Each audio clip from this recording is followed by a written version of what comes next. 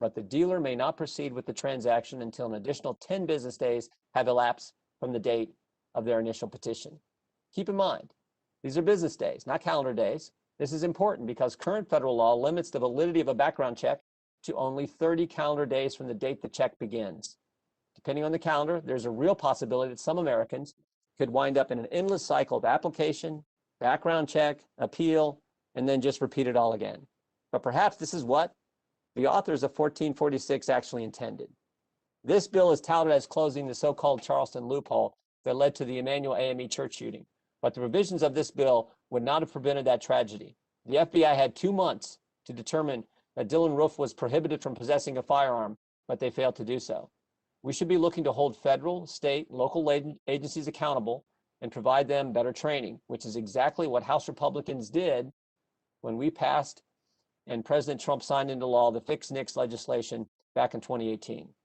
Taking H.R. 8 and H.R. 1446 together, Democrats are fundamentally changing how law-abiding Americans can obtain, transfer, and use lawful firearms. Our rights as Americans deserve better than these two bills. Let's also keep in mind that these delays have real-world consequences.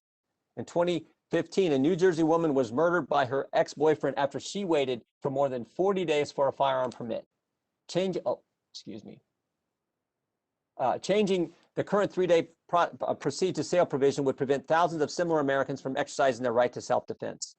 Mr. Chairman, I'd like to note that this is the second week in a row where Democrats will be considering bills from the Judiciary Committee that have not had a hearing or a markup in this Congress.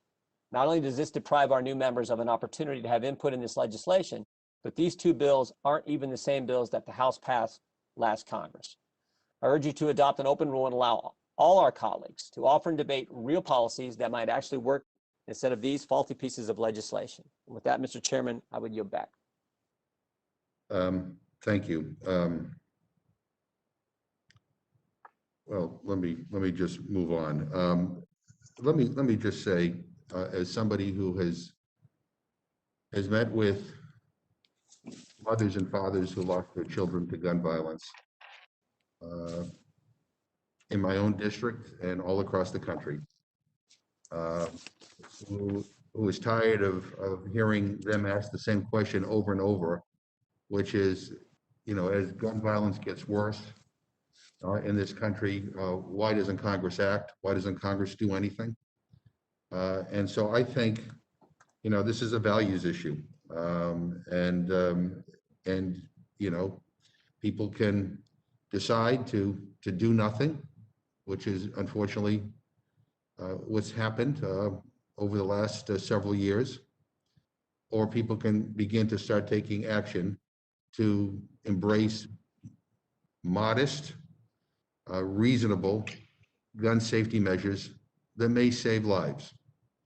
I mean, that's the issue, and I think people are tired of the talk and are hoping that we'll take action.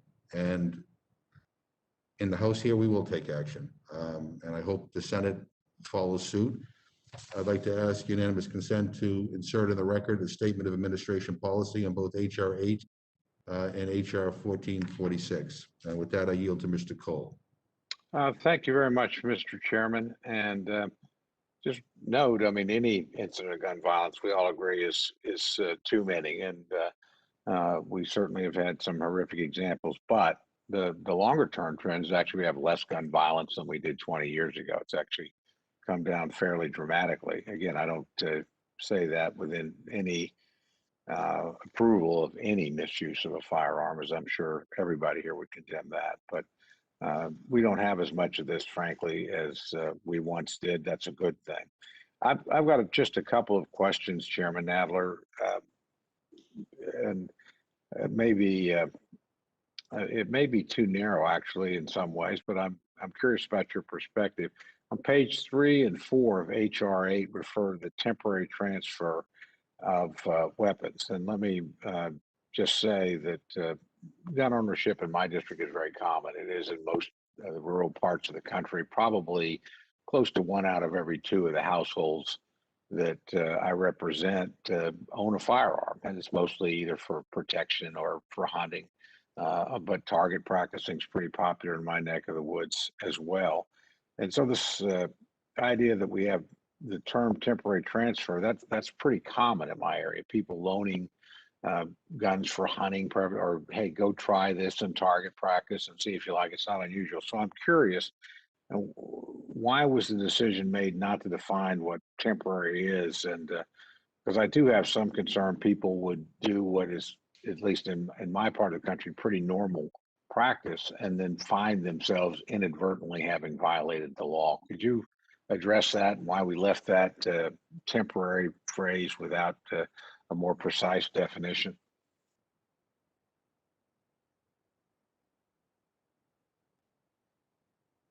Chairman Nadler, did you hear my question? You need to unmute Jerry.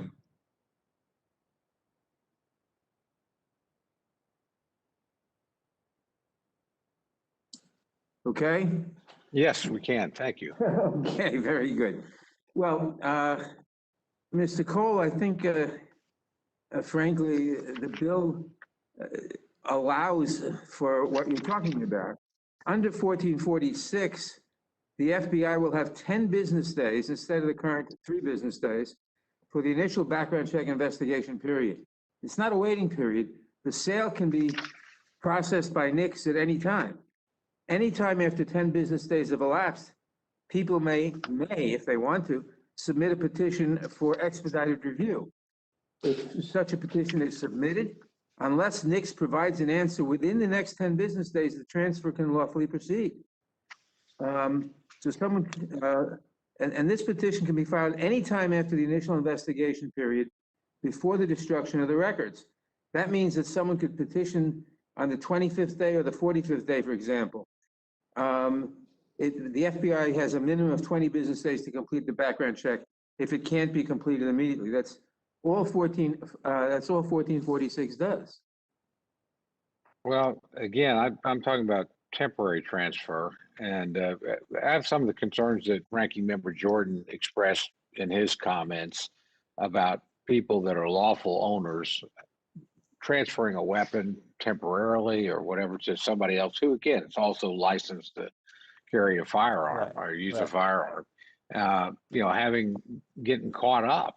I'll turn to the ranking member. This, I think you're misreading the bill. All this says is that someone who may lawfully transfer a firearm. I'm talking about HR 8, Mr. Chairman, not HR 1446. Okay, HR 8 provides that you have to have a background check for whoever transfers the gun, not just licensed gun dealers. A licensed gun dealer may be a store or some other kind of business that transfers a gun to an individual, and that's currently subject to the background checks. But a transfer from an individual who is not a licensed gun dealer is not subject to the background checks. And what HR 8 does is simply make those kind of transfers subject to the background checks also.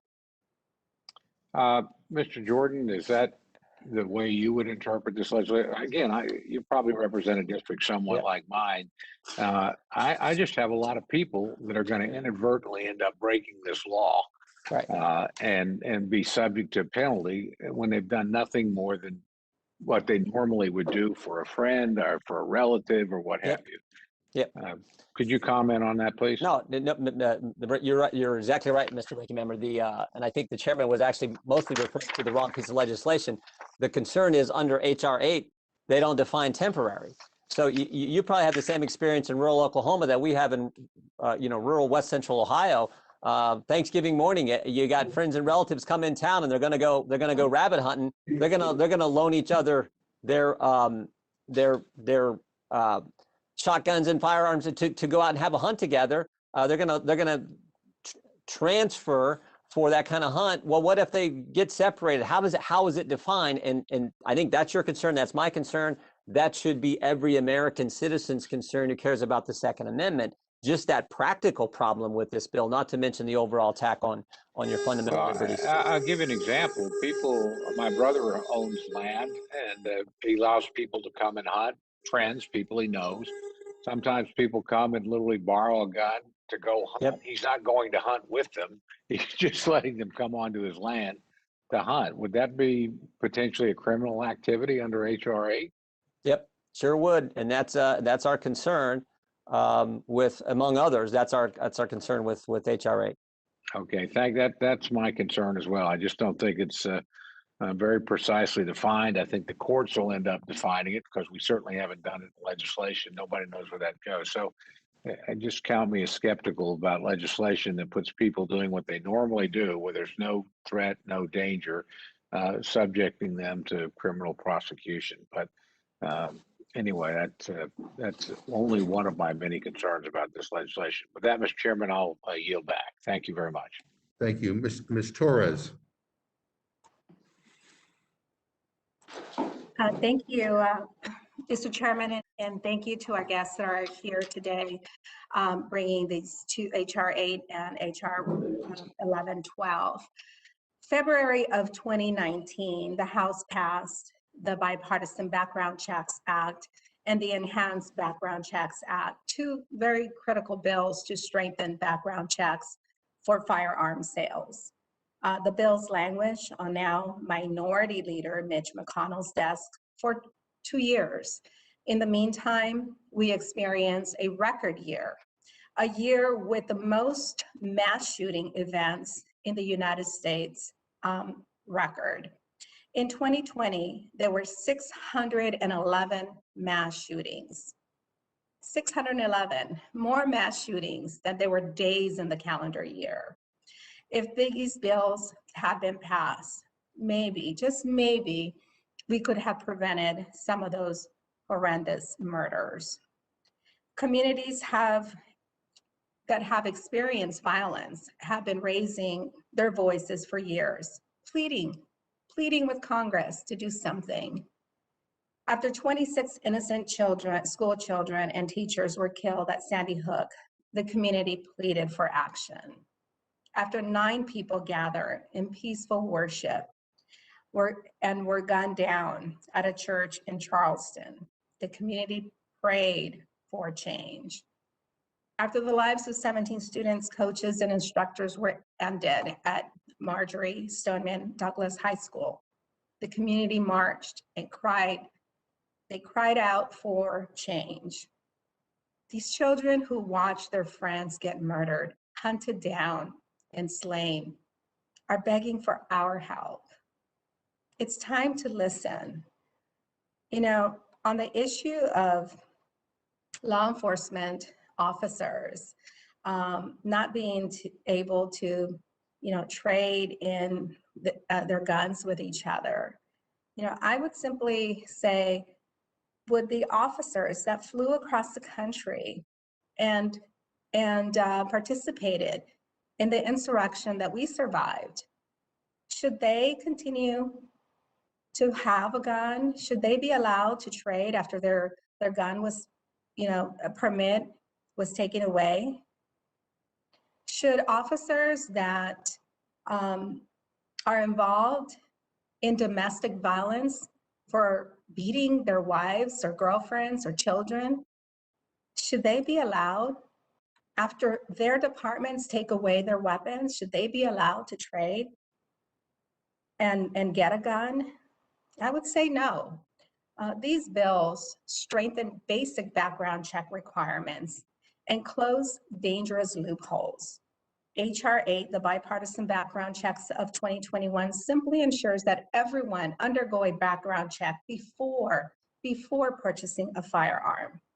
If HR 8 had been passed in 2019, the shooter who killed 7 people and injured 22 in Odessa and Midland, Texas, would never have been able to get a gun from an unlicensed seller because he could have filed a criminal check background check.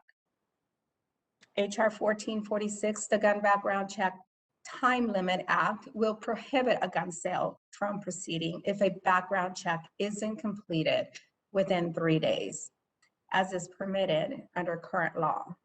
If this would have been the case, been the law in 2015, 9 people praying at a church in Charleston would never have been murdered.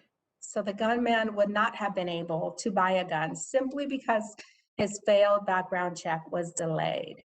So enough excuses. It's time to act.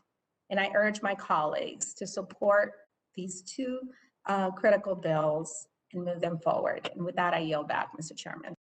Thank you very much. I don't see Dr. Burgess, so I will go to Mr. Reschenthaler. Thank you, Mr. Chairman. Let me first start by just associating myself with Ranking Member Cole's remarks, and also adding that I agree that there are things this body can and should do to address gun violence. One idea is the MVP Act, which would create a fusion center at the FBI to help local, state, and also federal law enforcement share processes, share intelligence, and more effectively respond to potential instances of mass violence. With that said, I'm concerned that the bill before us, I'm speaking of HR 8 right now in terms of specifics, HR 8 does nothing to stop criminals from breaking the law. In fact, all it does is it really just penalizes law-abiding citizens who are simply exercising their constitutional rights. So I don't think that we should pass legislation just because it feels good. We should do it because it actually makes a difference. With that, Chairman Nadler, thinking back to all the high-profile shootings, Sandy Hook, the church in Charleston, the Pulse nightclub, the Las Vegas shooting of 2017, the shooting at Marjorie Stoneman Douglas High School, would HR 8 have prevented any of these high-profile mass shootings? Well, Mr. Reschenthaler, it's not about mass shootings only. It's about shootings we have every day. And these bills would go a long way. You can't say they prevent them all, obviously, but HR 8 and HR 46 together would go a long way toward reducing the number of people killed by gun violence.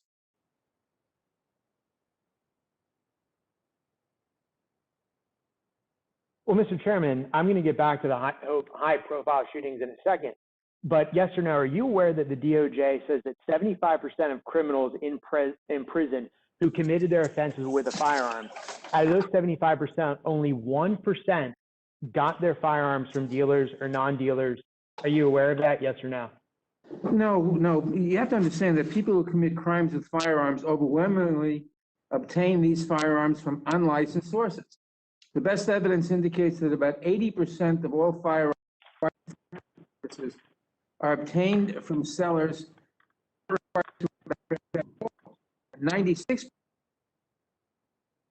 All right, Mr. Chairman, I'm going to reclaim my time again. Mr. Chairman, I'm going to reclaim my time, but again, I'm just going to refer you again to the DOJ stat that says that 1% of criminals who commit firearm crimes or crimes with firearms, only 1% got those guns from dealers. That's the stats in the DOJ. So right now we're addressing 1% of those crimes you referenced, albeit I'm against those crimes, but we're talking about 1%. Now, going back to the high profile shootings, yes or no, are you aware that the shooter at Sandy Hook murdered his mother and stole his mother's guns? Are you aware of that, yes or no? No. Okay. That's what happened. Would HR 8, yes or no, would HR 8 have prevented that shooter from killing his mother and stealing her guns? Well, you can't say that HR 8 would prevent every single. Reclaiming my time. So that reclaiming my time, the answer is no. Are you aware that the shooter in Charleston purchased firearms legally from an FFL and also passed a NICS background check? Yes or no? Yes, but the reason for the bill is that the FBI doesn't have the time enough to perform the background checks. All right, reclaiming my time. So HR 8 specifically would have done nothing to address that shooting. I'm again referencing HR 8. Okay, right, because again, we've already established that he purchased the gun from an FFL and he passed the NICS background check. So again, HR 8 alone would have done nothing. Not established that he passed the NICS background check, because the fact of the matter is that the FBI requires a certain amount of time to conduct the background check, very often doesn't have it. And all HR 8 does, or HR 1446, is extend the time periods that the FBI can complete the background check, and that So, we can then Mr. Nadler, I'm going to reclaim, Chairman Nadler, I'm reclaiming my time just so you know for education. The shooter at Charleston actually did pass the background check. There was administrative error. I will give you that. There was administrative error, but again, HR 8 alone would have done nothing to prevent that. Are you aware that the shooter at the Night Pulse, the Pulse nightclub, are you aware that he legally purchased those firearms and he also passed NICS? Yes or no? No. Okay, he did. That's a fact. So again, HR 8 would not have prevented that shooting. That's that's not a proper conclusion. Are you aware that in the Vegas shooting of 2017, that shooter legally purchased his firearms from an FFL and he also passed the NICS background check? Yes or no? All of your questions presuppose that the NICS background check was accurate, despite the fact that the FBI admittedly does not have the time without these bills to conduct the background checks properly. So they have no proper answer. And you cannot assume that in fact they passed the test. All right, Chairman Adler, also, and we'll move on here, but the shooter at the Marjorie Stoneman Douglas High School also legally purchased the firearms from an FFL and also passed the NICS. So there's nothing in HR 8 that would have prevented that shooting either. And again, all these shootings are tragedies. The point is that HR 8 would do absolutely nothing to address or to have stopped those shootings. They would just infringe upon the right of law-abiding citizens. Chairman Nadler, can you just, given what I've told you, I think what you're referring to a lot in these shootings, saying that NICS wouldn't have applied, are straw purchases. Is that what you're referencing? No, that's not what I'm referencing. So you're basically just saying there is a problem with NICS itself. There is a problem with an insufficient time period for NICS because the FBI can't do the job and properly certify NICS in most cases without the proper time, and that's what HR 1446 is designed to address. Right, exactly. And we'll talk about 1446, but HR 8 does not talk about that. Well, actually, HR 8, no, it doesn't. It's HR 1446. Right, it's 1446, not HR 8. All right, Chairman, I was concerned last Congress when we were bringing this up, specifically, and I'm talking about HR 8 now. I was concerned specifically there was no cap on the cost of a mandated background check. So failing to control or to cap this cost represents what really is an unfunded mandate on private citizens wishing to lawfully exercise their constitutional rights. Chairman, why did the majority choose not to cap the cost of a background check? Because the cost is up to the market. As a good Republican, you ought to understand that the market rules. Right, as a good Democrat, you would be okay with putting a price control on the background check. Would you be open for that? I don't think we have to do that. The market rules here, and that's fine. What we do have to do is make sure that unlicensed gun dealers, as well as licensed gun dealers, are subject to the law, which is what HR 8 does. It's right now, if you obtain, whether through purchase or gift or whatever, but if you obtain a gun from a licensed gun dealer, you must go through the NICS system. But if you obtain a gun from anyone else, you are not subject to the NICS system, and HR 8 is necessary to fix that. Yeah, Chairman, I'm going to reclaim my time. Again, I'm specifically referencing HR 8 and the cost of background checks. I just think there should be a cap. Your party has already been okay having a cap, even though there's free market principles at work. We can go back to the minimum wage discussion. I don't want to go down that road, but it's weird that now you're talking free market when for the last several arguments, you've completely abandoned free market principle arguments. Chairman Adler, I'm also very concerned about having a national gun registry, which I personally view, and so do my constituents, as the first step to gun confiscation. Are you aware that the Obama DOJ concluded that universal background checks are unworkable without a gun registration? Yet HR 8 specifically prohibits this, and I'd refer you to page 5, lines 18 and 9. Chairman Adler, why can I get you to promise me that you will not come back in here at some point and push for a national gun registry? No, No, not at all. we will not do that. We will not. But you do know that Obama DOJ said that if you want universal background checks, you need a federal registry, right? No, you're misinterpreting what they said. I can read you the quote at a later time, but that's exactly what they said. So if we pass this bill, we'll be back here passing a national gun registry. All right.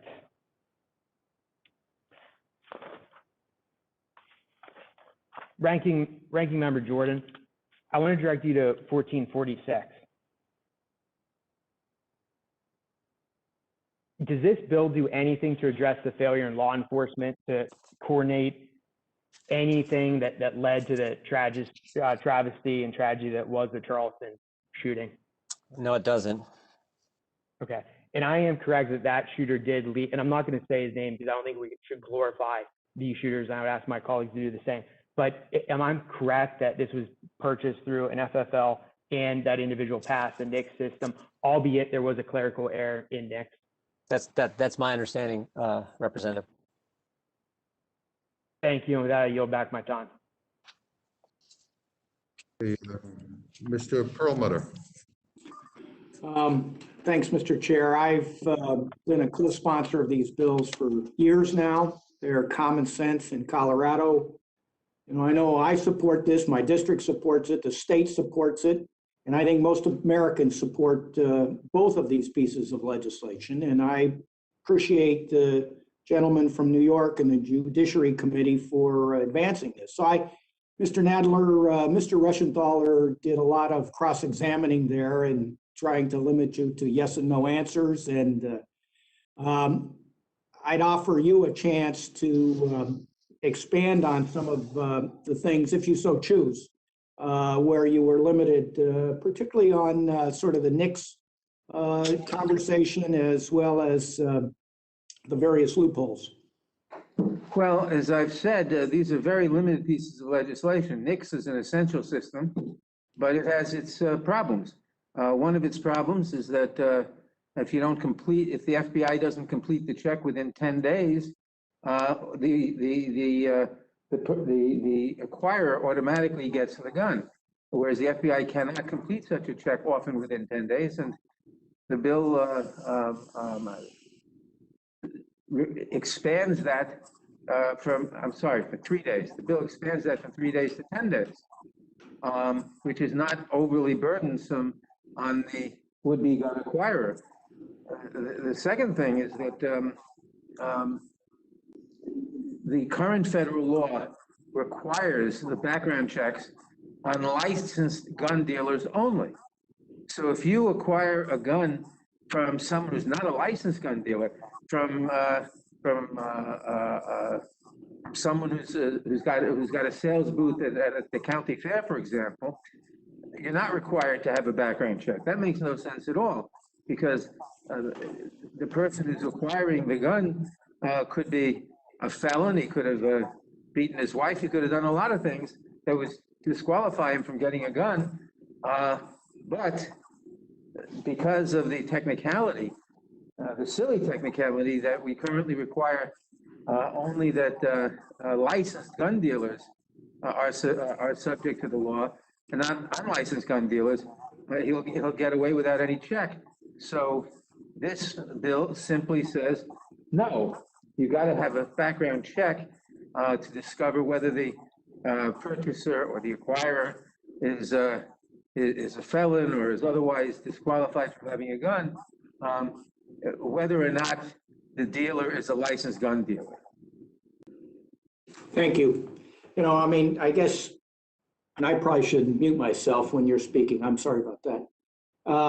The thing for me is why anybody but a felon would be opposed to these pieces of legislation is beyond me. And Colorado, we've certainly shared we've had the mass shootings at Columbine and in Aurora, but we've also had lots of other instances where somebody who would not have passed a background check, was able to acquire a firearm. But since we passed that, we've been able to stop a lot of felons who wanted to get guns from getting them.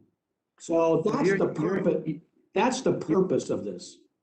You're quite correct, and the state data bear this out. When Missouri repealed its law requiring a permit to purchase a handgun, even if the seller was not licensed, precisely the situation we're talking about, the homicide rate rose by 25%.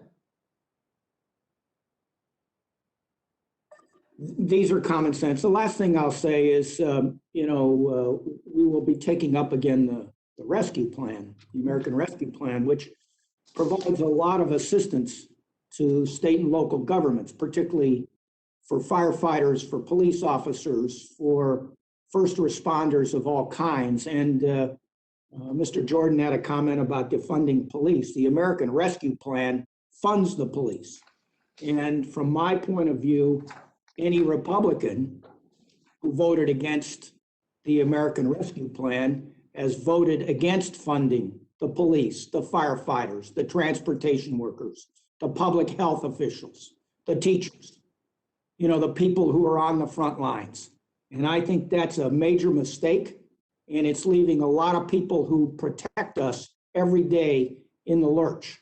That's what funding the police is all about. And with that, I yield back. Thank you. Ms. Fishbach. Thank you, Mr. Chair. I just wanted to touch base. Ranking Member Jordan, Ranking Member Cole had mentioned the temporary transfer and how it was undefined. And I was just wondering, because it seems like there's a lot of terms in HR 8 in particular that are undefined, and I'm wondering, are there other terms, undefined terms that you think would cause particular issue or unintended consequences? Well, the biggest one is the one, thank you, Representative. The biggest one is the one that the ranking member brought up, this term temporary, and the very situation that Mr. Cole described, where you have a friend coming to hunt on your land and you're going to let them borrow your firearm to engage in, to hunt that day. That's the biggest concern in HR 8, for sure. And Ranking Member, I think of, my area where we've got farms, and if someone hands somebody a gun to help them protect livestock from prey or issues like that, they will have the same issue. And so that is a concern for not only, hunting land, but also farming. Yep. Very possible situation. And Ranking Member, the bill allows for a transfer between immediate family members, but only if transfers for a loan or a bona fide gift. And so what limitation does this then put on if you simply exchange firearms between fathers, sons, mothers, sisters, whatever the case may be? Yeah, great point. And I think that's a concern as well. How does that play out when you're talking about, family, close family? Which is again in your part of the woods up there in western western Minnesota and mine in western Ohio. Those kind of situations would be problematic, I believe, under this legislation, particularly as poorly written as it is. Thank you. And one final, just moving to HR 1446, and my colleague from Pennsylvania had brought up the Charleston loophole. And it seems to me that the Charleston tragedy was more of a breakdown of communication and coordination than Definitely. a supposed loophole. Is there anything in this legislation that would better develop those processes to ensure the FBI, local law enforcement, and the AFT are in sync? No, you've described that tragedy and the situation accurately, and no, there is not in this legislation. I would also point out back to the cost that was referenced in a question earlier. It's not a market situation. Certainly not here in the District of Columbia, because there are no federally licensed firearm dealers in the District of Columbia, because the regulations put in place by the local government are so onerous. So if you do want to transfer a firearm in District of Columbia, it's $125. So that is our concern. Sure, we're for the market, and there is a market in other states, but there is not in the nation's capital, and that is our concern. You think of the other fundamental rights you have, and putting a price tag on those other fundamental liberties. I mean, for goodness sake, that's our concern here. Not that there's not a marketplace, because there is, frankly, in other states. There's just not one here in the District of Columbia. Thank you very much. And thank you, Mr. Chair. I yield back. Thank you. Mr. Raskin. Mr. Chairman, thank you very much. I wanted to just start with a point about language.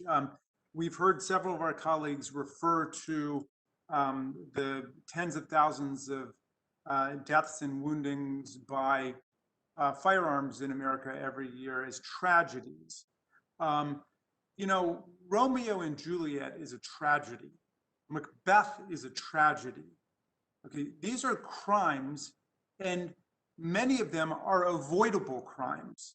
And to describe them as a tragedy is a way to suggest that somehow it's just out of our control, it's unavoidable, it's inescapable. So I think that we need to start taking responsibility for what's actually taking place in our country with respect to gun policy. 109 people are dying every single day because of firearms, are killed by firearms. More than 230 people every day are shot and wounded. The US gun homicide rate is more than 25 times higher than that of other higher income countries. Now, why would that be? Every study has shown that it is the radical permissiveness and laxness of our gun laws that has given us a rate of gun violence and gun homicide so much higher than the rest of the industrialized world. Firearms are the leading cause of death for American children and teens, more than automobile accidents, cancer, and other causes. Women in the United States are 21 times more likely to be killed than women in other higher income, in other high income countries by intimate partner violence by a firearm. There are nearly 1 million women alive today in America who've been shot or shot at by their intimate partners. So we are an extreme outlier when you look at the entire world. And all we get is a recipe for despair and inaction by our colleagues. We know that the Brady background checks have worked to stop millions of gun purchases by people who are not qualified to get them. The Brady law says if you're a felon, if you're a fugitive, if you are a drug addict, if you are otherwise someone who would be dangerous to get a gun, you can't get it. And the problem is that there are these gaping loopholes out there: the private gun show loophole, the internet loophole, the private sale loophole, that allow people to circumvent that process, which has worked to stop lots of unqualified people from getting guns. So we're trying to close the loopholes. And what do we get from the American people? The vast majority of people support it. More than 90% of the American people. You can't get more than 90% of the people to support anything, and the vast majority of the American people support doing it, but not our colleagues across the aisle who now play a very familiar game. Anytime we're trying to close the loopholes and create a system that works, the kind of system that works in countries all over the world, in France, in Japan, in UK, in China, in Israel, you name it, these systems work all over the world. When we try to do it, they say, well, it would not have stopped this particular crime at the Tree of Life Cinema. It would not have stopped that crime in El Paso. It would not have stopped that crime in Sandy Hook, or the dozens and dozens of crimes that take place every day. And if it would have, they said, well, this person's a criminal and they don't follow the law, therefore we can't change the law because you're not going to stop a criminal anyway. In other words, it's always a recipe for paralysis and inaction and not doing anything. It is a do-nothing approach. Just surrender to gun violence. And we hear it every single time. Now, I believe that Mr. Rushenthaler got to the heart of the matter. And I think it was inadvertent, but he kept saying, do you know that less than 1% of the guns that are used in criminal violence actually came from licensed gun dealers? That's the whole point. That's the entire point. You've got these gaping loopholes in the system with the private gun show sales, with the internet sales, with the parking lot of 7-Eleven private sale, and those guns go into the black market and the gray market and the illegal criminal markets, and people can access those guns. And America is an absolute outlier in allowing that to happen. And we know exactly what needs to be done to crack down on this criminal gun traffic, but some people are too much in the thrall of the NRA to do it. But the vast majority of the American people want it today. Let's pass H.R. 8. Let's close the Charleston loophole. You know, to say, well, criminals are going to go ahead and violate the law anyway. Well, why have a law against murder? Murderers are going to violate the law anyway. Why have a law against rape? Rapists are going to violate the law anyway. We have laws to define standards to use the force of the state to try to stop people from violating the law. So we don't get this proliferation of guns throughout society. So anybody can find a gun to go out and commit a crime. So I just want to come back to Chairman Nadler for a second. The whole thing, I understood, some of our colleagues are now hanging their hat on, they want to be able to transfer a gun for the afternoon to their brother or their sister to go hunting. Isn't there already an exception for that in the law, that you can transfer a firearm to a family member? Yes, you're quite right. There is such an exception, and these two bills would not change that at all.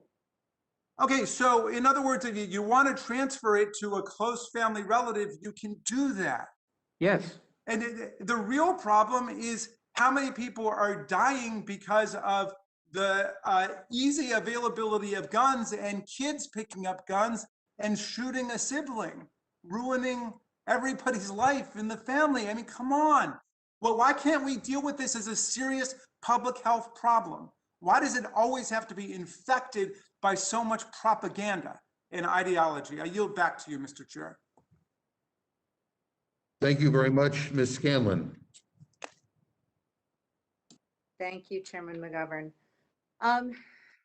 You know, this issue is huge in my district. You know, for too many communities in southeastern Pennsylvania, gun violence is a horrifying daily reality. While mass shootings get national headlines, in my district, the steady toll of gun violence day after day delivers the equivalent of a mass shooting every week or two. So we often talk about the ways in which COVID-19 has changed our day-to-day life in America, and it has in many ways. But when it comes to gun violence, we've had an uptick of gun violence throughout the country, and it's playing out in the background of this pandemic. In my region, we're at the epicenter. In Philadelphia, more than 20 children were killed by firearms in 2020, nearly double the number from the previous year. And in less than 3 full months this year, almost 300 people in Philadelphia have been shot. Over 50 have been killed. The homicide rate has skyrocketed, and according to our police commissioner, officers are on pace to recover more than 6,000 guns used in crimes. Now, this isn't a Second Amendment issue. This is a public health crisis. And at this point, everyone in this hearing is familiar with the response that a public health crisis demands. To address gun violence in America, we need a comprehensive and multifaceted approach. There is no one size fits all, but it has to be driven by research and data. The measures we're talking about here today are a great common sense start to keep firearms out of the hands of criminals and gun traffickers, keep weapons of war off the street, and keep illegal guns out of my community. We must recognize that the bills we're talking about here today are important tools to aid law enforcement. You know, the Supreme Court, even our Republican colleagues here, agreed there are limits to the Second Amendment. To quote Justice Scalia, nothing should be taken to cast doubt on long-standing prohibitions on the possession of firearms by felons or the mentally ill, or laws forbidding the carrying of firearms in sensitive places. That's 2008, DC versus Heller. The bills we're considering here close major loopholes that allow people who we all agree should not be allowed to purchase guns without a background check. Over 3 million people have been who are legally prohibited from possessing a gun have been stopped using background checks. Now, my colleague from Pennsylvania was asking about potential mass shootings that could have been stopped with a background check. Well, in 2019, the guy who fatally shot 7 people and wounded 25 others in West Texas had failed a background check when he tried to purchase a gun. But loopholes in our gun laws allowed him to bypass the background check and obtain the AR-style weapon that he used from an unlicensed seller who wasn't required to run a background check. So if you want a mass shooting that could have been prohibited or prevented by these laws, look at West Texas. Individuals who commit crimes with firearms often seek out sellers who aren't required to run those checks. Purchasers from armslist.com, which is a major online firearms marketplace, those purchasers are almost 7 times as likely to have a firearm prohibiting criminal record than people who buy from licensed dealers because they know they're not going to have to go through the same kind of rigor. Finally, as we've heard from several of our colleagues, responsible gun ownership for hunting and sport has a long history in this country.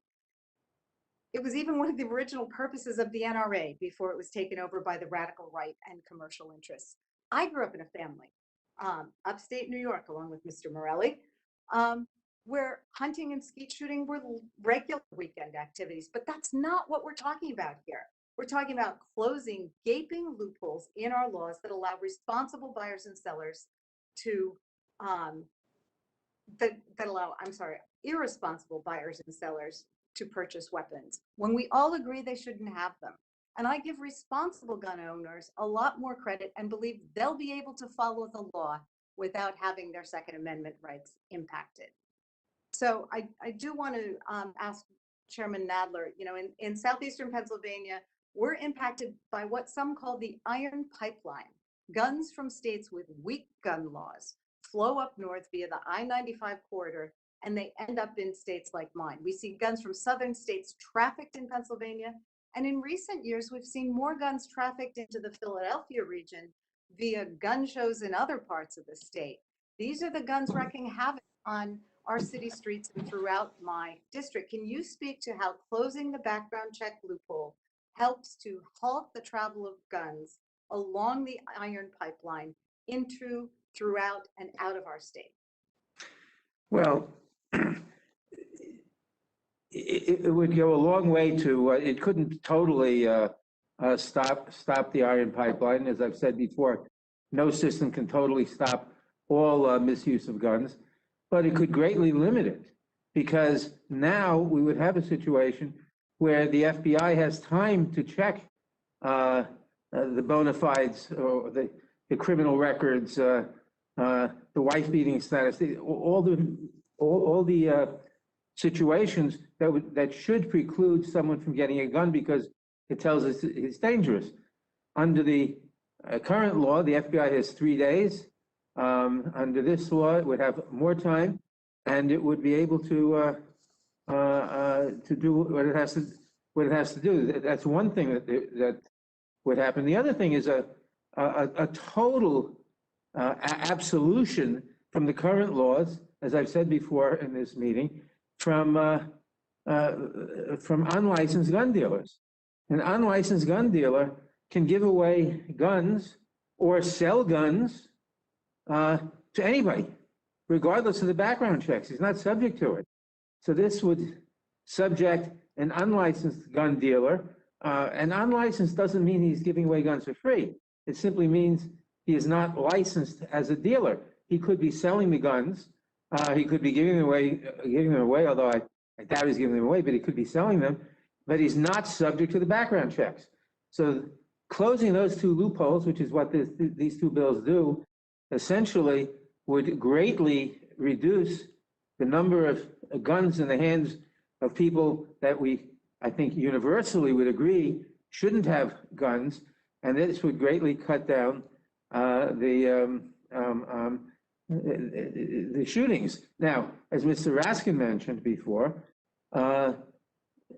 no other major country has the kind of gun deaths that we do. 25-to-1 ratio. Now, some of the defenders have said that, well, people in the United States are less rational.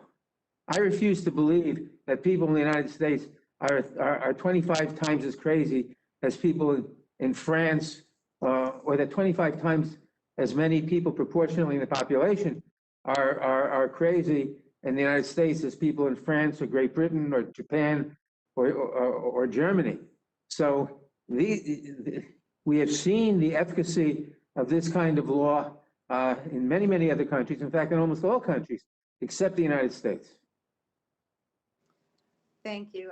You know, just the three provisions that we've talked about here today, requiring background checks for online gun sales where there's disproportionately more people obtaining guns who shouldn't, background checks for gun shows, and universal background checks so other states can't undermine our efforts to protect folks in my state. Those three things alone are going to dramatically reduce the influx of guns and guns that are provided to people who shouldn't have them. So thank you. And with that, I yield back. Thank you very much. Mr. Morelli. Thank you, Mr. Chairman, for holding the hearing on this subject. I want to thank the Dean of the New York delegation, the distinguished Chair of the Committee on the Judiciary, for his long involvement in this work, going back to when Mr. Nadler and I served together in the New York State Assembly. He's long been an advocate for this. You know, for me, the essential nature of guns and firearms are as weapons. They were invented in the 14th century as part of military efforts and eventually evolved to what we have today. I'm sure the founders would not even recognize modern firearms. And so it seems to me in any society with, thoughtful people, they would want to make sure, even in ours where we have a guarantee under the Second Amendment as a right to that firearm, although there's some question about whether the founders actually intended for well-regulated militias or individuals. But notwithstanding that, let's accept the premise that individuals have that right, and that's in the Bill of Rights. The question then is, what does a reasonable society do?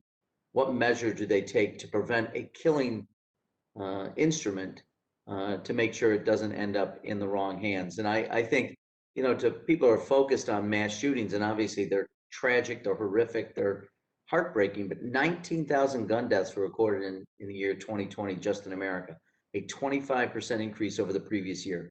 Almost 20,000 people losing their lives. And the argument here, I guess it's probably good that when the founders wrote the Constitution, we hadn't invented the automobile, because people might be arguing against registration of automobiles, driver's licenses, requirements for insurance.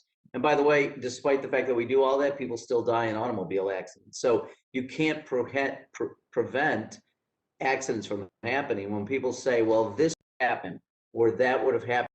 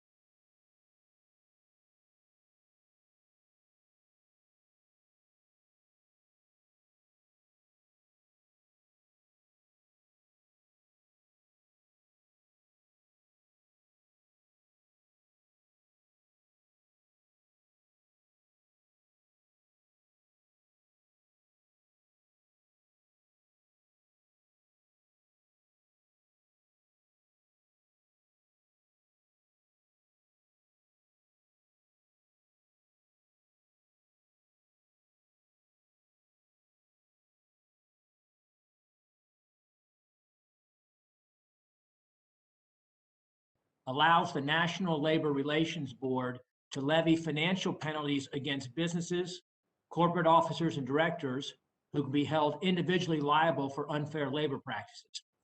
This amendment applies HR's 842 private right of action, expanded liabilities, and new penalties to unfair labor practices by unions in the same way they apply to employers.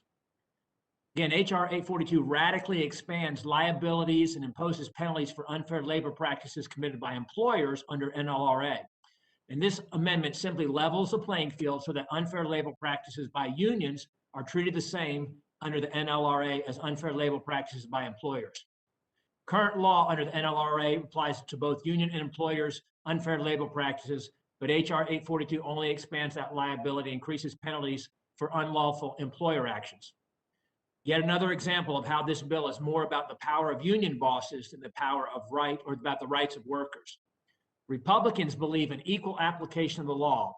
Unfortunately, Democrats only seem to believe in penalizing employers and letting the union bosses off the hook. By imposing one-sided liabilities and penalties for unfair labor practices, Democrats are tacitly admitting they don't think unions should be held to the same standards as employers. So if Democrats want to alter the NLRA to punish unfair labor practices, equal penalties should apply regardless of who is violating the law. So I urge my colleagues to adopt this amendment and level the playing field between employers and union in unfair labor practices. Failing to adopt it is inequitable and exposes Democrats' singular interests in only promoting the interests of organized labor. My second amendment, no pun intended with the previous discussion. My second amendment would amend the Labor Management Reporting and Disclosure Act to provide greater fairness and transparency for job creators and the American worker by prohibiting so-called neutrality agreements. Neutrality agreements are entered into by employers and labor organizers, promising the employer will remain neutral in labor organizing efforts. But sadly, those agreements are often anything but neutral in theory or in practice. Neutrality agreements guarantee that workers will only hear one side of the story in labor organizing efforts, only the side presenting the union boss's interests. This restriction presupposes that employers, the people who are providing a worker's job, wages, and benefits, and seeking to attract and retain the best workers, that employer cannot fairly or transparently weigh in on matters related to unionizing. In short, neutrality agreements are grounded in the same anti-business presuppositions as other leftist labor policy that assumes businesses are nefarious actors working against their employees. Furthermore, neutrality agreements are essentially things of value that should be prohibited and not exchanged between companies and unions. Businesses that do not agree to neutrality agreements are often subject to long-term and sustained harassment from labor organizers, which destroys their reputations and their livelihood, not to mention ultimately the livelihood of their workers. Far too often when employers agree to neutrality agreements, they do not serve as neutral arrangements, but instead they provide support to labor organizers, such as when private employee information is collected and distributed to unions to make their political efforts easier. With neutrality agreements, employers often must choose between being tarred and feathered by labor organizations or colluding with them at the ultimate expense of their employees and the viability of their businesses. So I urge my colleagues to adopt this amendment as well. Thank you, sir. Thank you very much. Mr. Grothman. You have to unmute. There we are. Yeah. Okay, yeah, I have a amendment dealing with the union authorization cards. We're clarifying that at the time these cards go out, they should be accompanied by additional information, which we feel would be only fair. First of all, we feel the card should specify that the cards will be used to certify a labor organization as the exclusive bargaining agent of the employees, so they understand the significance of the card. And secondly, we want to make sure the card clarifies the rights of the employee and the total monthly dues and fees charged by the labor organization. So we feel that'd be fair to put that with these authorization cards to give people a little bit more of the idea of what they're signing. My only amendment. I'm making it easy on you guys. Okay. Thank you very much. Ms. Miller Meeks.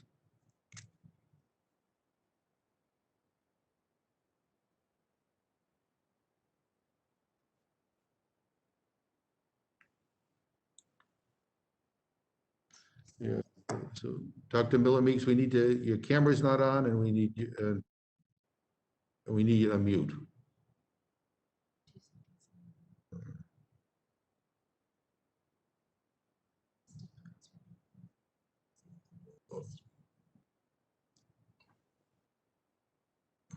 Okay, so why don't we can come back to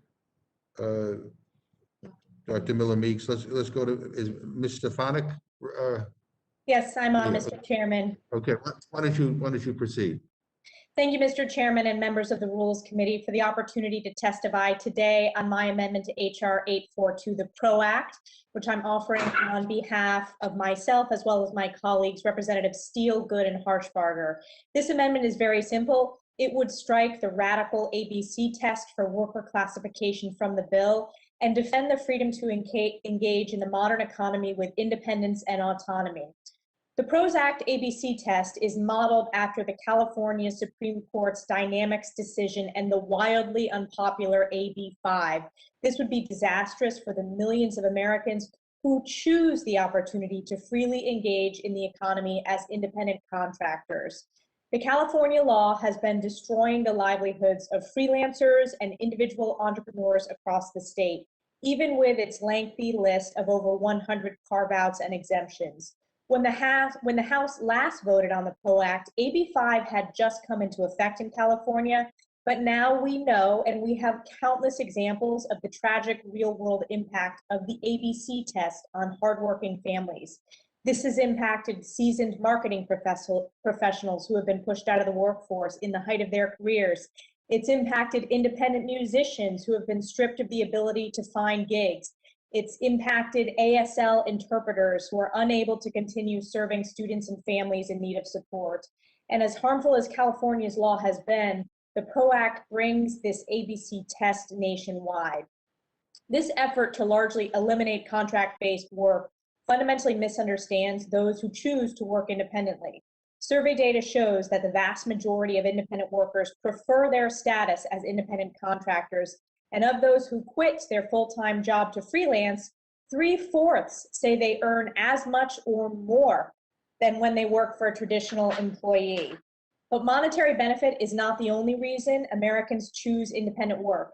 74% of working women say that they choose to work independently for the flexibility it provides themselves and their families. This freedom of independent work serves as a catalyst for small business formation in communities across the country, while part-time gigs continue to provide an important source of supplemental income for workers seeking economic security, especially during the pandemic. Now, I know my colleagues on the other side of the aisle say this provision, as problematic as it has been for California, is necessary to prevent employers from misclassifying their workers as independent contractors. But the ABC test is not about addressing misclassification. It is about reclassifying millions of independent workers to fit in the constructs of traditional employment, robbing them the flexibility and entrepreneurship opportunities they value and they choose. If we truly want to empower workers, we should focus on updating federal law to end the patchwork of regulations and provide one clear federal standard for worker classification, delivering certainty for businesses and a level playing field for independent contractors. I have legislation to do just this, the Modern Workers Empowerment Act. Ultimately, this is about freedom, the freedom to engage in the economy as independent contractors. It's about empowerment, about fostering the entrepreneurial spirit our nation was built upon. The PRO Act ABC test would impose a one-size-fits-all mandate that takes this choice away from millions of Americans. It's a bad deal for workers, it's a bad deal for families, and it's a bad deal for the future of innovation and opportunity in this country. So I urge my colleagues to support this amendment and the millions and millions of workers whose livelihood depends on making sure that we protect their right and their choice to be independent contractors. And I yield back. Thank you very much. Mr. Wilson. Thank you, Mr. Chairman. And Mr. Chairman and colleagues, this amendment that I have, 59, amends Section 111 of the PRO Act and inserts HR 1275, which provides for laws already in place in 27 states, which eliminates the automatic dues clause in federal statutes without adding a single letter to federal laws. This promotes worker freedom and was inspired indeed by our ranking member Virginia Fox. Not having the government mandate paying union dues, which may contradict a worker's political preferences. In 27 states, they already have adopted this bar to force union dues paying, leading to greater economic vitality, creating jobs, and it will foster growth and lower unemployment. In South Carolina, we've seen the success of such a law without forced dues. I've seen firsthand the job creation if we have expanded and protected the freedom of American workers. We've attracted Michelin, Bridgestone, Continental Tire, and GT to South Carolina, and now South Carolina is America's largest tire producer and exporter. With BMW, Volvo, Mercedes, Sprinter vans, South Carolina is America's largest manufacturer and exporter of cars. I'm grateful to have 15 co-sponsors of this particular amendment, indicating the importance of the amendment, and I urge that it be included in the final consideration of vote on the floor, and I yield back my time. Thank you very much, Mr. Owens.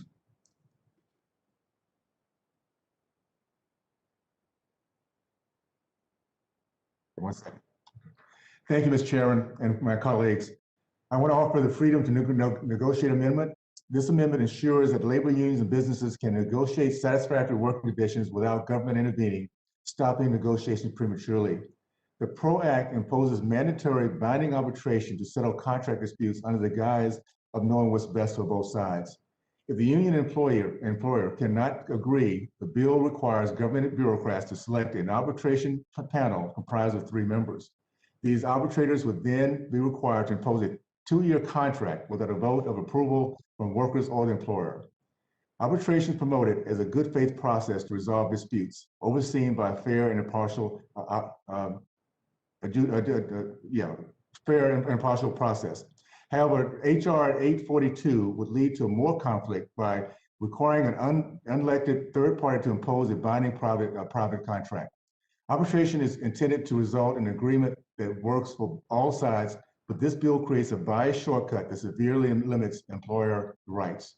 I urge my colleagues to support this amendment that minimizes the economic strife and labor unrest created by HR 842. Thank you, and I yield back. Thank you very much. We're now going to add Mr. Cawthon to the panel and yield to him. And then when he's finished, we'll try to go back to Dr. Miller Meeks. So Mr. Cawthon.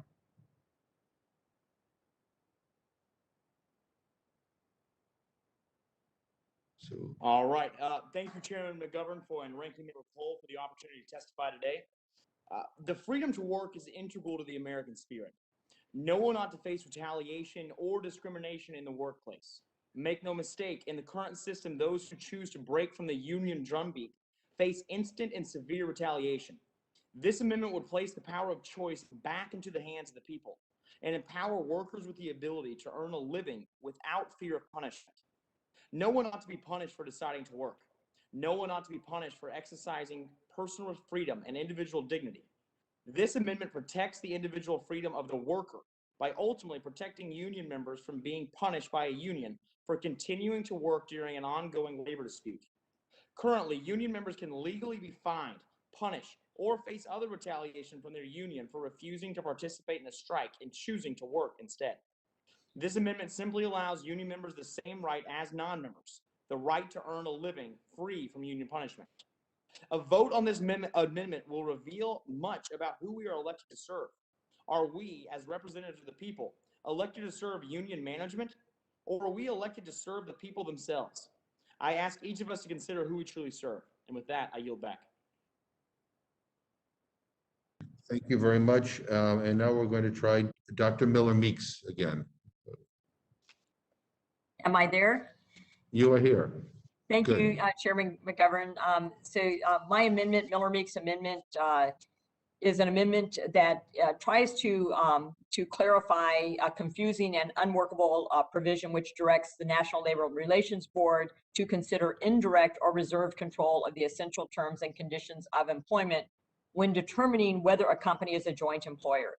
This amendment ensures corporate social responsibility initiatives, including those that impose requirements on a third-party business relationship, such as supply chains, are not evidence of a joint employer relationship.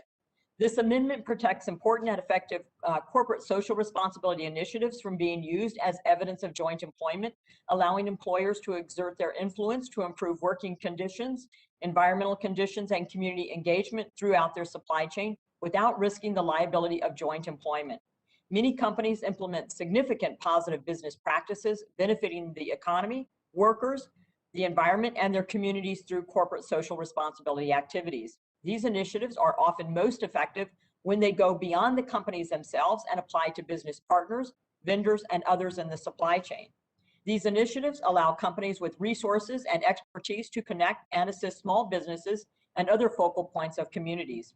Within the last year, we've seen that corporate sustainability programs can be valuable contributors to public health programs, ensuring COVID-19 testing occurs in under-tested communities, providing access to life-saving vaccinations, including the flu shot, and distributing desperately needed resources to nonprofits.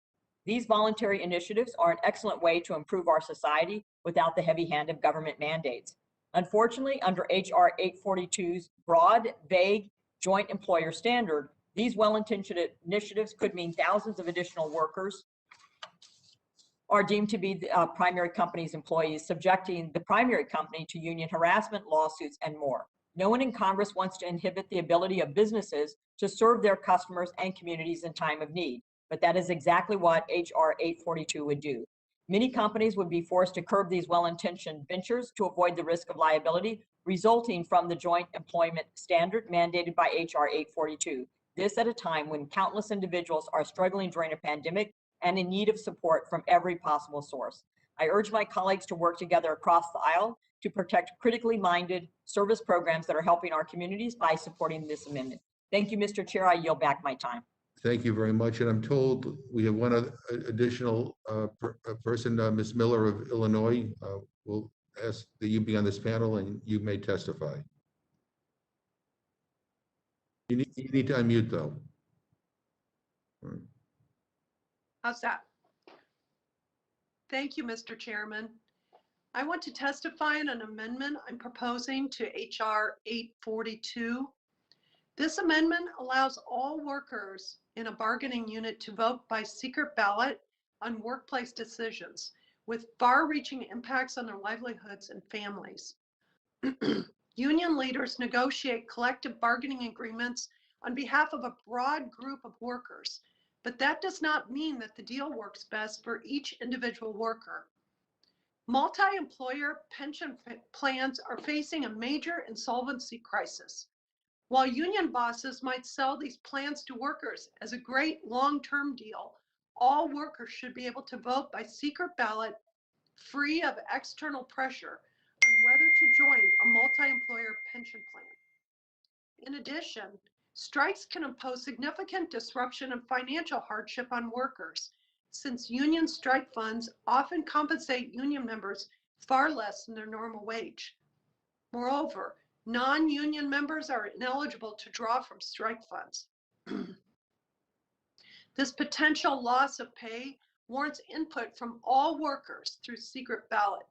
According to polling from the Opinion Research Corporation, 85% of union households support secret ballot votes to approve strikes. Workers should not be pressured, coerced, or misled into accepting a collective bargaining agreement, pension, or strike, and all workers should have a vote when these issues are decided. Each of these decisions directly impacts the ability of workers to put food on the table and provide for their families. Allowing union boss pressure to influence these decisions and excluding workers from voting on them is wrong. Union bosses may oppose this amendment because it makes them more accountable to the workers they claim to represent. But this common sense reform will expand the rights of workers while protecting their ability to bargain collectively for benefits and engage in strikes. I urge all my colleagues to accept this amendment. Thank you. Thank you. I yield to Ms. Hinson. Thank you, Mr. Chair, and thank you to the members being on today. I appreciate the opportunity to come on and testify to the members of the committee. I come by today to testify in support of two common sense amendments that I've offered to the PRO Act. The first of these amendments is simple and it's bipartisan in origin. Actually, Democrats wrote it originally. This amendment is Hinson number 15, and it would reinsert the whistleblower protections provisions that were included in this bill during the last Congress. I'm not sure why they were removed, and I believe regardless of the administration in power, we can all agree whistleblowers should be protected here. I stand strongly in support of transparency in good government, and I'm confident that everyone on this committee shares that fundamental belief with me. So my amendment would prevent discrimination against anyone who reports violations of this bill once it's enacted. We could all agree that nobody should be fired for telling Congress when a law is being broken. And as such, I ask that you make this amendment in order and join me today in protecting whistleblowers. And then my second amendment, Hinson number 60, is another effort that I believe could also gain bipartisan support here today. COVID-19 relief is desperately needed across our country, and my amendment today aims to support this effort in a practical way. It would exempt workers from having to pay union dues or fees if they can demonstrate financial hardships due to COVID-19 and the pandemic. This pandemic-related COVID-19 hardship would be proven simply if an individual received any kind of COVID relief under the CARES Act or the December coronavirus response package, he or she could not be forced to pay a union. This is common sense in providing this relief. Iowans and all Americans need every extra dollar right now as our economy recovers. If an Iowa family is struggling right now under this pandemic, it would be outrageous to expect that a family would be able to spend its limited resources on union dues or fees, when instead that could be going to put food on the table. So I would ask you join me in helping to provide relief for Iowa families and American families and exempting them from having the added burden of union costs during this pandemic and with that relief. So with that, Mr. Chairman, thank you so much for the opportunity to testify, and I yield back. Thank you very much. And let me say, without objection, I'd like to insert statements from Representative Garcia and Jackson Lee into the record. Are there any questions for this panel? On the Republican side, Mr. Cole? Mr. Cole, or excuse me, Mr. Cole, Mr. Chairman, I have no questions, but following your lead, I have two statements I'd like to introduce. One is by our colleague, Mr. Hill, related to HR 842, and the other is by our colleague, Mr. Bost of Illinois, related to HR 8 and HR 1446. And then we also have a third, I'm sorry, by Mr. Rice as well. So I'd ask unanimous consent to insert those statements in the record. Without objection. Thank you, Chairman. Any questions on the Democratic side? Let me go back to the Republican side. Any questions? Hearing none, then I thank the panel and you are dismissed. Is there anybody else who wishes to testify on HR 842? Seeing none, this closes the hearing on HR 842. All right. At this time, the chair will entertain a motion from the distinguished gentleman from Pennsylvania, Ms. Scanlon.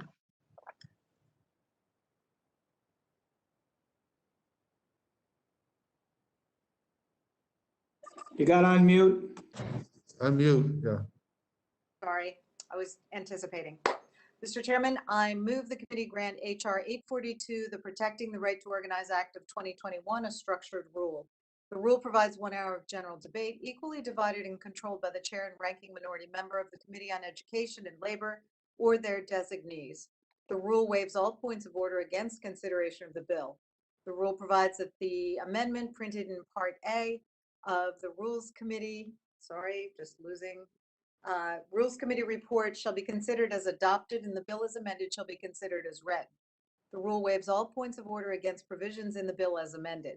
The rule provides that following debate, each further amendment printed in Part B of the Rules Committee report not earlier considered as part of amendments en bloc pursuant to Section 3 shall be considered only in the order printed in the report, may be offered only by a member designated in the report, shall be considered as read, shall be debatable for the time specified in the report, equally divided and controlled by the proponent and an opponent, may be withdrawn by the proponent at any time before the question is put thereon, shall not be subject to amendment, and shall not be subject to a demand for division of the question.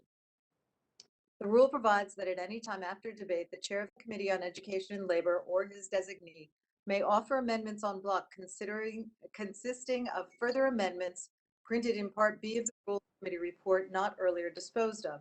Amendments en bloc shall be considered as read, shall be debatable for 20 minutes, equally divided and controlled by the chair and ranking minority member of the Committee on Education and Labor or their designees, shall not be subject to amendment, and shall not be subject to a demand for division of the question. The rule provides one motion to recommit. The rule further provides for consideration of H.R. 8, the Bipartisan Background Checks Act of 2021, under a structured rule. The rule provides 1 hour of general debate, equally divided and controlled by the chair and ranking minority member of the Committee on the Judiciary or their designees. The rule waives all points of order against consideration of the bill. The rule provides that the bill shall be considered as read. The rule waives all points of order against provisions in the bill. The rule provides that following debate, each further amendment printed in Part C of the Rules Committee report not earlier considered as part of amendments en bloc pursuant to Section 6 shall be considered only in the order printed in the report, may be offered only by a member designated in the report, shall be considered as read, shall be debatable for the time specified in the report, equally divided and controlled by the proponent and an opponent, may be withdrawn by the proponent at any time before the question is put thereon, shall not be subject to amendment, and shall not be subject to a demand for division of the question. The rule provides that at any time after debate, the chair of the Committee on the Judiciary or his designee may offer amendments en bloc consisting of further amendments printed in Part C of the Rules Committee report not earlier disposed of.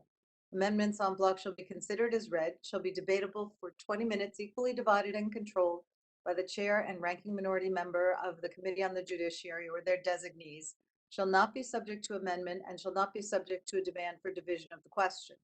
The rule provides one motion to recommit. The rule further provides for consideration of H.R. 1446, the Enhanced Background Checks Act of 2021, under a structured rule.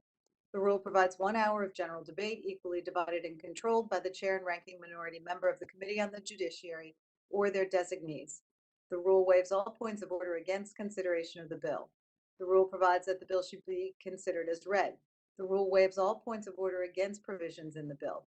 The rule provides that following debate, each further amendment printed in Part D of the Rules Committee report, not earlier considered as part of amendments en bloc pursuant to Section 9, shall be considered only in the order printed in the report, may be offered only by a member designated in the report, shall be considered as read, shall be debatable for the time specified in the report, equally divided and controlled by the proponent and an opponent, may be withdrawn by the proponent at any time before the question is put thereon, shall not be subject to amendment, and shall not be subject to a demand for division of the question. The rule provides that at any time after debate, the chair of the Committee on the Judiciary or his designee may offer amendments en bloc consisting of further amendments printed in Part D of the Rules Committee report not earlier disposed of. Amendments en bloc shall be considered as read, shall be debatable for 20 minutes, equally divided and controlled by the chair and ranking minority member of the Committee on the Judiciary or their designees, shall not be subject to amendment, and shall not be subject to a demand for division of the question. The rule provides one motion to recommit.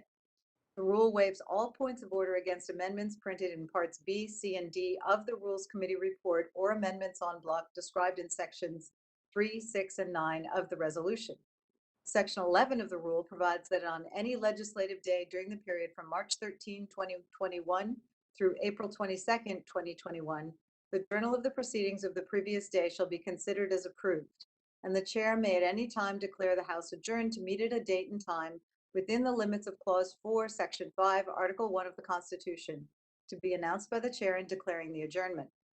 The rule provides that the Speaker may appoint members to perform the duties of the chair for the duration of the period addressed by Section 11 as though under Clause 8A of Rule 1.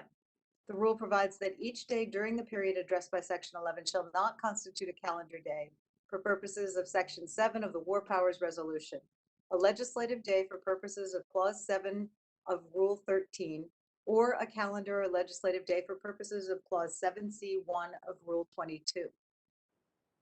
The rule provides that it shall be in order at any time through the calendar day of April 22nd, 2021, for the Speaker to entertain motions that the House suspend the rules as though under Clause 1 of Rule 15. The Speaker or her designee shall consult with the minority leader or his designee on the designation of any matter for consideration pursuant to this section. The rule provides that the requirement of Clause 6A of Rule 13 for a 2/3 vote to consider a report from the Committee on Rules on the same day it is presented to the House is waived with respect to any resolution reported through the legislative day of April 22nd, 2021. Finally, the rule amends Section 4D of House Resolution 8 by adding at the end of the following, quote, 5, the Select Committee shall be composed of 16 members, delegates, or the resident commissioner appointed by the Speaker, of whom 7 shall be appointed on the recommendation of the minority leader, end quote. End of rule. I yield back. Thank you very much. You want to repeat it one more time? No, just kidding.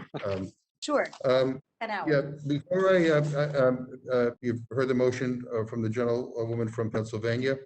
Before I go to any amendment or discussion, I just want to add one thing. A few weeks ago, Ranking Member Cole raised concern with the fact that the consensus calendar was not yet live this Congress, and I want to thank you for raising these concerns with me, and would like to note that this rule removes the pause on the consensus calendar, meaning the consensus calendar will be active again starting on March 13.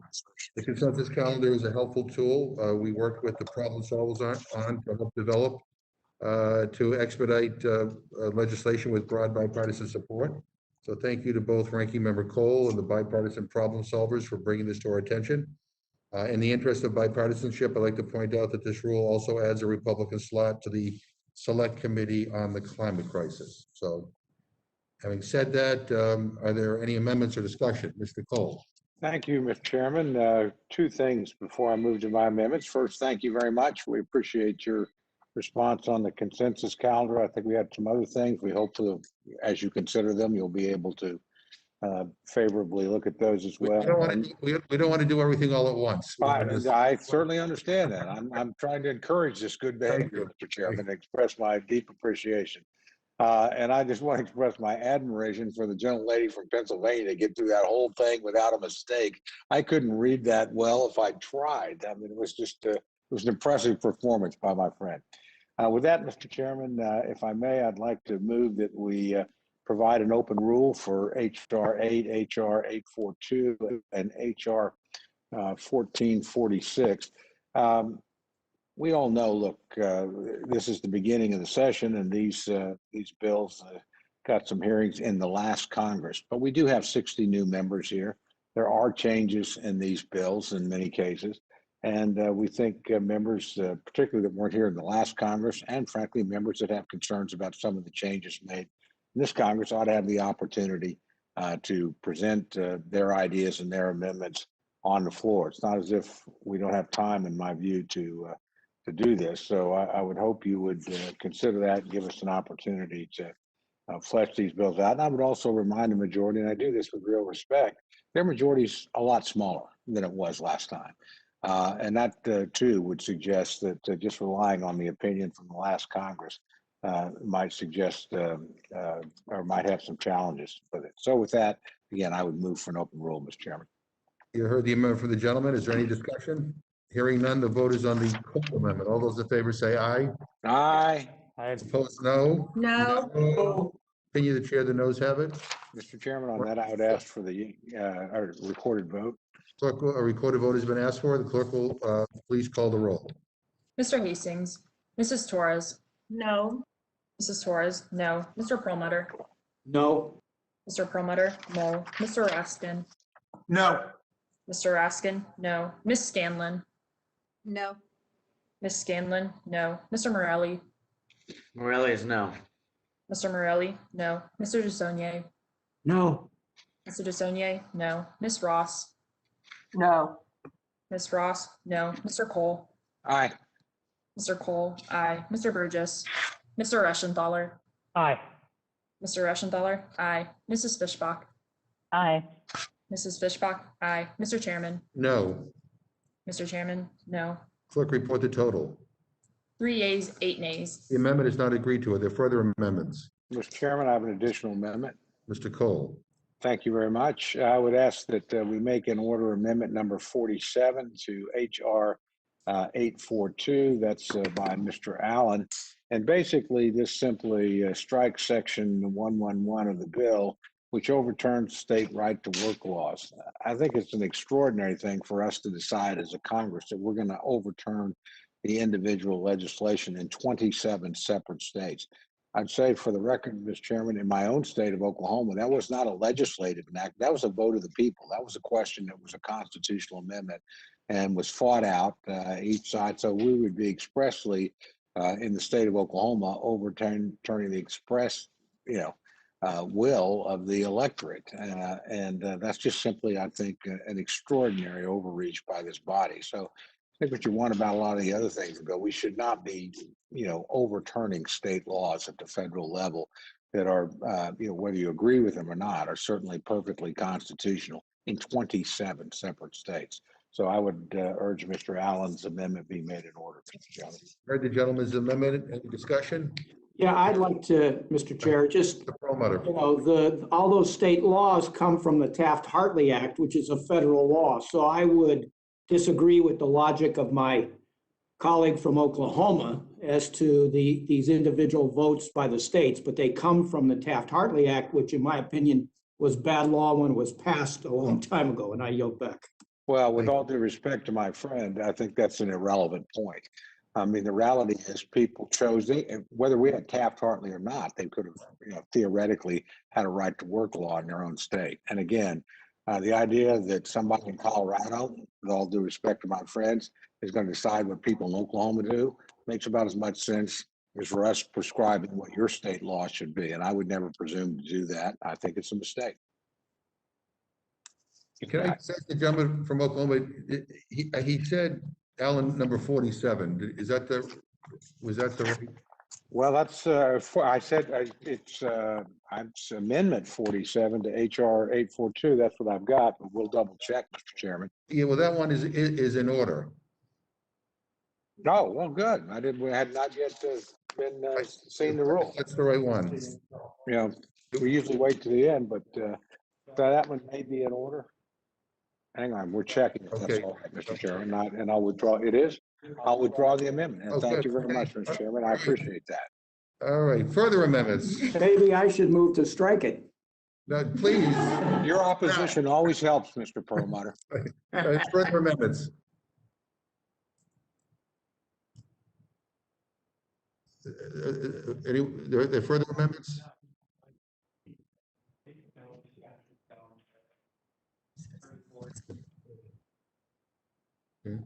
Shut it down before they put more into it.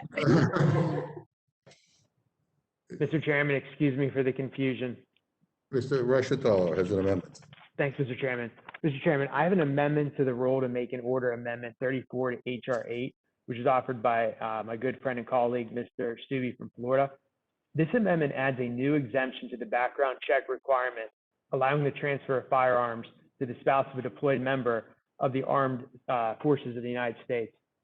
Mr. Chairman, this amendment will provide peace of mind for deployed service members concerned about the safety of their loved ones back home. Mr. Chairman, when I deployed to Iraq, I didn't even leave behind a house plant to worry about, but for many men and women who do deploy, they leave behind a spouse, kids, and other relatives, which makes deployment sometimes incredibly hard. So let's make life a little easier for these men and women by giving them just one less thing to worry about. With that, Mr. Chairman, I yield back, and again, please excuse the confusion. No, there's no confusion. We're all set. Good. Sorry, you heard the amendment. Any discussion?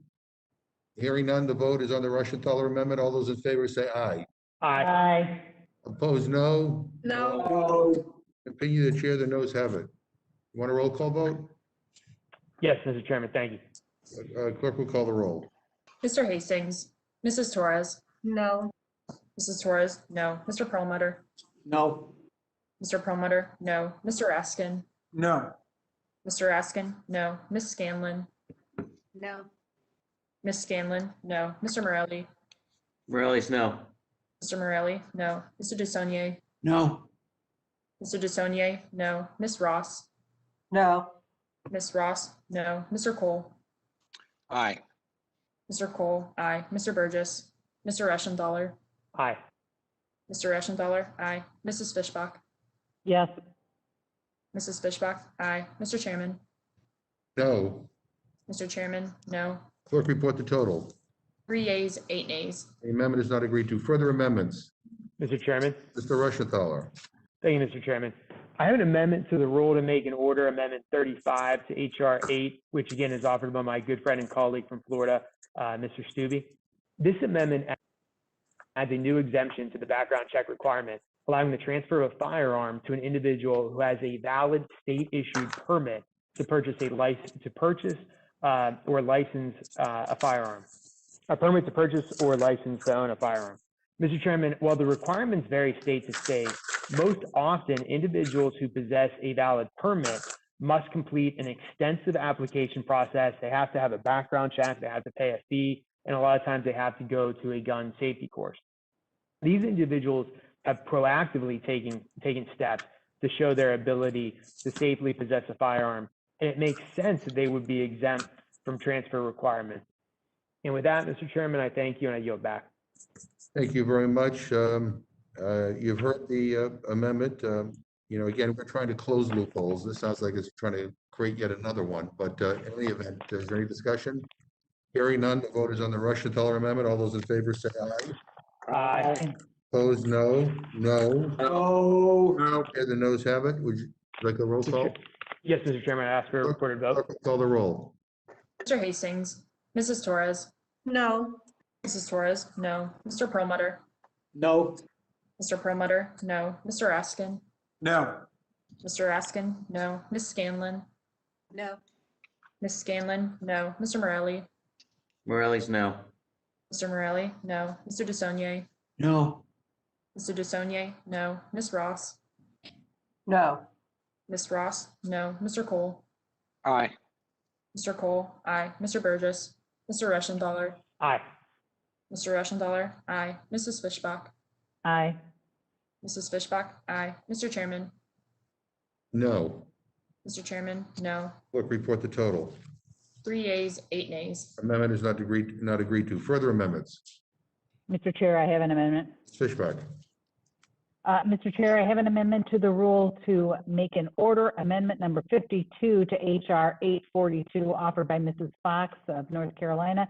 This amendment requires unions that have had at least one president or vice president convicted of a felony related to financial malfeasance with respect to the union within the past 3 years to file more detailed financial disclosures with the Department of Labor's Office and Labor Management Standards. Mr. Chair, this common sense amendment simply adds transparency for union members with respect to their union dues. Such calls for both accountability and transparency should not be a partisan issue. Union members deserve to know if their union leadership have failed to exercise appropriate financial controls and be held to a higher standard of disclosure based on the past actions. This amendment simply calls for transparency in such scenarios. Thank you, Mr. Chair. Thank you very much. You heard the amendment. Any discussion? Hearing none, the vote is on the Fishbach amendment. All those in favor say aye. Aye. Opposed, no. No. Oh. Opinion of the chair, the noes have it. Would you like a roll call? I request a recorded vote, Mr. A recorded vote has been requested. Clerk will call the roll. Mr. Hastings? Mrs. Torres? No. Mrs. Torres, no. Mr. Perlmutter? No. Mr. Perlmutter, no. Mr. Raskin? No. Mr. Raskin, no. Ms. Scanlon? No. Ms. Scanlon, no. Mr. Morelli? Mr. Morelli's no. Mr. Morelli, no. Mr. DeSaulnier? No. No. Mr. DeSaulnier, no. Ms. Ross? No. Ms. Ross, no. Mr. Cole? Aye. Mr. Cole, aye. Mr. Burgess? Mr. Eschenthaler? Aye. Mr. Eschenthaler, aye. Mrs. Fishbach? Aye. Mrs. Fishbach, aye. Mr. Chairman? No. Mr. Chairman, no. Clerk, report the total. 3 yeas, 8 nays. The amendment is not agreed to. Further amendments? Mr. Chair, I have an amendment. Ms. Fishbach. Mr. Chair, I have an amendment to the rule to make an order amendment number 32 to HR 8 offered by Mr. Shabbat of Ohio. This amendment adds a new exemption to the background check requirement, allowing a transfer of firearms to or from a museum or historical display. Thank you. Thank you very much. You heard the amendment. Any discussion? Hearing none. The vote is on the Fishbach amendment. All those in favor say aye. Aye. Aye. Opposed, no. No. No. No. Opinion of the chair, the noes have it. Would you Chair, I like request a recorded vote. a recorded vote has been requested. Clerk will call the roll. Mr. Hastings, Mrs. Torres, No. Mrs. Torres, no. Mr. Perlmutter, No. Mr. Perlmutter, no. Mr. Raskin, No. Mr. Raskin, no. Ms. Scanlon, No. Ms. Scanlon, no. Mr. Morelli, Morelli, no.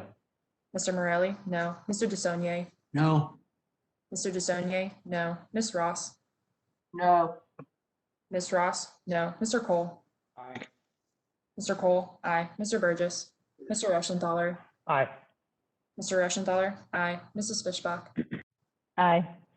Mrs. Fishbach, aye. Mr. Chairman, No. Mr. Chairman, no. Clerk report the total.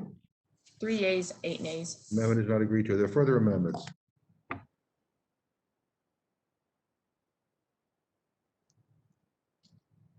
That, no other amendments? Okay. So if not, then the vote now is on the motion from the gentlewoman from Pennsylvania. All those in favor say aye. Aye. Aye. All those opposed say no. No. Chair, the ayes musically have it. So Oh, well, Mr. Chairman, we would certainly dispute that. We were much more unified, much more in tone. I think we clearly won the contest, if not the vote, but I will ask for a recorded vote, Mr. Chair. the clerk will call the roll. Mr. Hastings, Mrs. Torres, Aye. Mrs. Torres, aye. Mr. Perlmutter, Aye. Mr. Perlmutter, aye. Mr. Raskin, Aye. Mr. Raskin, aye. Ms. Scanlon, Aye. Ms. Scanlon, aye. Mr. Morelli, Morelli is aye. Mr. Morelli, aye. Mr. DeSaulnier, Aye. Mr. DeSaulnier, aye. Ms. Ross, Aye. Ms. Ross, aye. Mr. Cole, No. Mr. Cole, no. Mr. Burgess, Mr. Reschenthaler, No. Mr. Reschenthaler, no. Mrs. Fishbach, No. Mrs. Fishbach, no. Mr. Chairman, Aye. Mr. Chairman, aye. Clerk report the total. 8 yeas, 3 nays. And the motion is agreed to, and Mr. DeSaulnier will be carrying it for the Democrats. Well, Mr. Chairman, I'm delighted to tell you that Ms. Fishbach will be carrying for the Republicans. It'll be her first appearance on the on the floor representing the Republicans in a rule debate.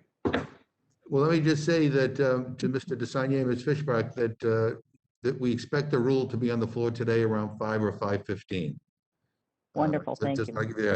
And then I just want to let everybody know we're still awaiting the Senate to provide us with what they did on the American Rescue Act. So we could possibly meet tomorrow, but as soon as we get an indication of when the paperwork will get here, then we will let you know. So, but that's the other thing that we're waiting for. So, having said all of that, it's great to be with everybody, and the Rules Committee stands adjourned.